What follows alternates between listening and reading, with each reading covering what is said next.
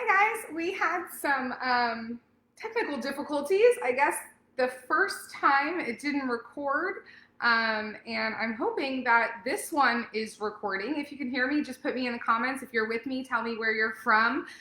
Put your name, put your where you're watching from in the comments.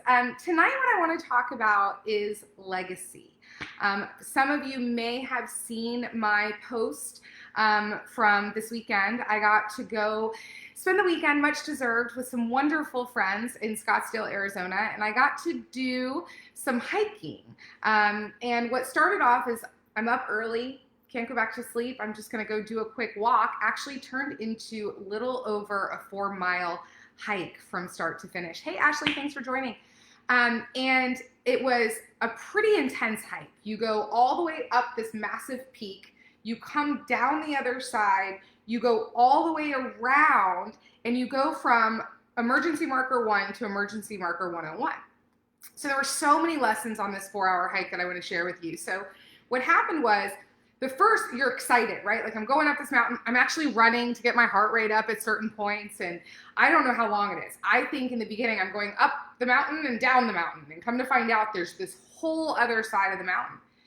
So at about marker 50, I asked some couples, I asked a man, I say, you know, how far is it? And he goes, well, look over there. You see that mountain over there? You're going to go up that trail. And so you're about halfway. Hey, Zach, thanks for joining. And I'm like, okay, so I keep going, right? At this point, I'm like half a bottle of water in. I've got about a half a bottle left. And I get to marker 78. And this really sweet couple walks by me, and I said, hey, can I ask you, how long does this go? And they said, well, and we're at a point where I'm headed this way, they're headed back, and I look down, and it's like, I mean, it's pretty steep going down. And they said, well, it goes all the way to mile marker 101. We usually only go to 92. It's a lot of work coming back up. And I'm thinking to myself, well, if I'm going to go to 92, I might as well go to 101. Like, it's only 9 more markers, right? And I'm like, and I don't want to have to tell people I quit it at marker. I mean, I don't want to tell myself, more importantly, that I quit it at 92 and then say, well, what would it have been like if I would have gone to 101? And so by the time I get to 101, I have like a quarter of a water bottle left. And this sweet old man's like, I'm going the wrong way. All the hot blondes are going this way. And he made me feel good. So he gave me a little pep in my step. I'll tell you something funny he said later. And so I start going back up. I have about this much water left. I run out of water at about marker like 78 where I'd met the couple, but I'm going back up.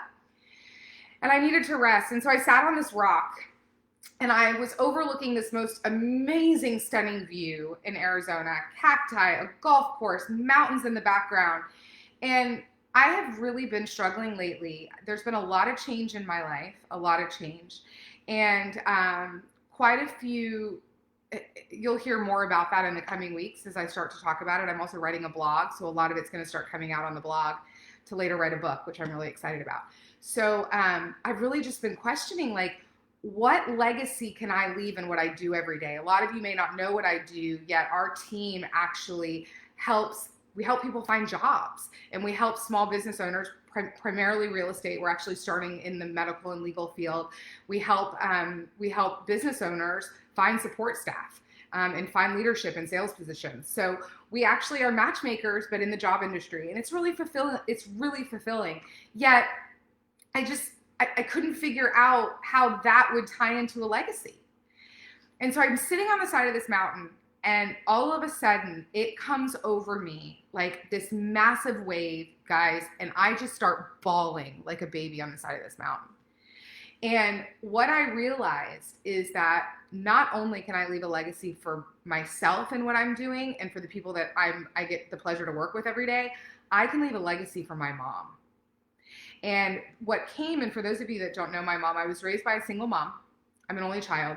She's the most amazing thing in my life. She is my best friend. She is my everything. I actually pay her to be my mom now. There's no one better to be my mom. I fought it for a long time, but she loves me and I love her. And we just have a really great, strong relationship. And she now, when I guess I should clarify that. When I tell you that I pay her to be my mom, she's my personal assistant now. So she takes care of me, and you know, maybe that's why I'm still single. I don't know, but it works for us. And so I'm sitting there, And it comes to me. So my mom in 1985, she was 30 years old. She started as an executive assistant working for Raymond James. Some of you might know Raymond James. It's a massive financial firm. Back then it was one building on 66th Street in Pinellas County. And she started working for them as a secretary in 1985, making $12,000 a year. But the most important thing is what happened next. So by the time I graduated from college, which would have been, I guess high school actually, by the time I graduated from high school, which would have been about 15 years later, she was a senior vice president of institutional sales for Raymond James, which means that she had made it into the boys club. And back in the 80s and the early 90s, finance was a big boys club. And my mom worked her way up from a secretary to being one of the boys and being this massive vice president. Her clients were hedge funds and mutual funds. And if you've ever watched the show Billions was actually written about and modeled off of one of my mom's clients. Won't tell you who, because I don't want to get into a lawsuit. May not, but I don't want to try. And so I sat there and I went, oh my goodness, like this is what we're doing. Like, and we get to do what my mom did for other people. We have tons of people that we place and EAs that have started as EAs and are now CEOs running multi-million-dollar real estate companies. And it was like, it hit me square between the eyes. And I'm like, not only by building this company, am I leaving a legacy for myself that I can help all these others and for my team members, I'm also leaving a legacy for my mom, that people can do exactly what she did. And that was just, it, guys, it was emotional, it was amazing. And what I realized through that and why I've been struggling is because I haven't slowed down long enough to really be ready to accept the clarity that I needed in order to come to discover and hear what my legacy is, right? I believe in God. Some of you might believe in the universe. God speaks to me. I believe that he's the all-knowing. And by me stopping and sitting down long enough to seek the clarity and seek his face, he gave me the message. For those of you that believe in the universe, same thing, right? Like, we've got to slow down to receive the message. I'm reading a great book right now called How I Built This by Guy Raz. If you haven't watched the podcast, watch the podcast. Or listen to the podcast. He interviews entrepreneurs and business owners that are that have built companies. So Herb Kelleher that built Southwest, Sarah Blakely that built Spanx, the Sam Adams guys, the college junk trunk moving guys, all of those.